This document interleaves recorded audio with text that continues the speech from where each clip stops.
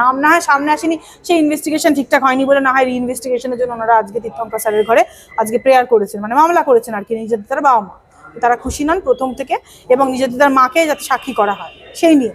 তাহলে আপনি কি করার আছে? এই রাজ্যে বিচার বিবেচনা কিচ্ছু নেই। আরে অ্যাডমিনিস্ট্রেশন যেখানে ফেলিও, জুডিশিয়ারি কোনোদিনই কারোর দায়িত্ব নেয়নি, এটা আপনাকে বুঝতে হবে। জুডিশিয়ারি তখনই কাজ করবে যখন আপনি তথ্য প্রমাণটা হাতে তুলে দেবেন।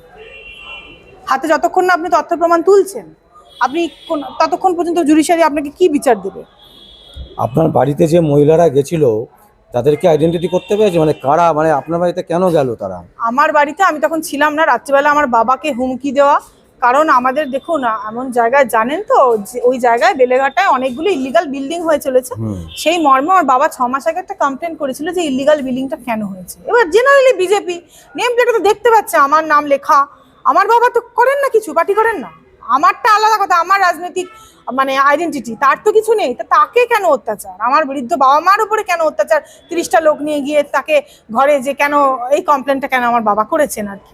এবার বাবা করেছেন বলতে কি, বাবা তো কিছু করেন না, যা দেখার মানে আইনি পার্টটা, লিগাল পার্টটা সবটাই আমিই দেখি। আমাদের অনারেবল রাজাশেখর মান্থা সাহেব, যখন আমার বাবার উপর হামলা হয়, মান্থা সাহেব আমাকে মানে অর্ডারেই জজ সাহেব লিখেই দিয়েছেন আর কি, যে এই এনার মেয়ে বাবার বিহাফে সমস্ত লিগাল কাজ করবে A to Z, মানে থানায় যাওয়া থেকে শুরু করে যাই লাগুক, বাবা বয়স্ক, তো সেইটাকে যেন একরকম বাবার মানে কাজ হিসাবেই ধরে নেওয়া হয়, মানে মেয়ে যা যা যা যা অ্যাকশন নেবে আর কি, বা মেয়ে যা যা যা যা লিগাল কাজ করবে সেগুলো উইল বি ট্রিটেড অ্যাজ মানে ফাদার্স ওয়ার্ক, মানে বাবারটা রেসপন্সিবিলিটি A to Z।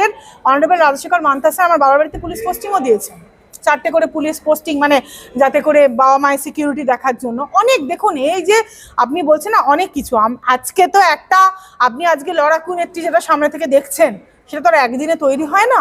এর পেছনে প্রচুর পেরেক, প্রচুর রক্তপাত, প্রচুর ক্ষতবিক্ষত। এই আমার সুন্দর বা ইনোসেন্ট মুখটা দেখে এখন যদিও সেটা হয়তো লাগছে না, সারাদিনের পরে ক্লান্ত, সেটা তো বুঝতেই পারছেন। একটা কাজের পেছনে আমাদের কর্মক্ষেত্র যেরকম সবসময় আপনারা ধরুন মিডিয়া বলুন, বা সবসময় ধরুন কোর্ট কাছারি, আর আমাদের যেটা ফ্রেশ লুক, সবসময় আমাদের ক্লায়েন্টের কাজ করতে হয়, আমাদেরকে প্রপারলি ডিউটিস পালন করতে হয়, সেই সুন্দর মুখের পেছনে যে যন্ত্রণাটা, কষ্টটা, হারানোর যে ব্যথা, যে রক্তপাত, সেটা তো কেউ দেখুন দেখতে পায় না। যদি দেখতে পেত, তারা যদি বুঝতেন, তাহলে আজকে এই সাহসটা পায় কি করে? কোর্টের ভিতরে এসে একজন লয়ারকে গায়ে হাত দেওয়া, সে সাহস পায় কি করে? আর এখানে পুরুষ লয়ারও তারও বড় বড় ডায়লগ মারবেন, না না আমাদের সাথে তো হয় না, কারণ তোমরা হয়তো তোমাদের জেলাস, তোমার সাথে হবে কি করে, তোমরা পুরুষ লয়ার, তোমরা কি ধরনের কাজ করো? আমি সংযুক্তা সামন্ত আজকে প্রথম সন্দেশখালীর মামলা আমি লড়েছি, কোনো পাবলিসিটি করিনি। এরপরে অনেকেই আছেন বড় বড় নেতা নেত্রী, প্রচুর অনেক পাবলিসিটি করেছেন, আমি কোনো পাবলিসিটি করিনি।